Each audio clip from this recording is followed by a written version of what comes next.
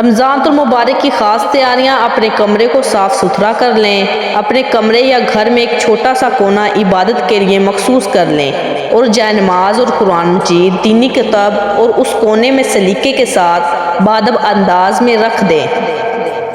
ایک ڈبہ بنا لیں، اس کا نام رمضان سیونگ رکھیں اور روزانہ صدقہ خیرات اس میں ڈالتے جائیے اور ان پیسوں کو نیکی کے کاموں میں صرف خرچ کریں۔ کوشش کر کے کسی مفلس خاندان کو افطاری میں ضرور شریک کریں۔ قرآن مجید کی وہ سورت جو آپ کو بہت پسند ہو اسے زبانیں یاد کرنے کی کوشش کریں۔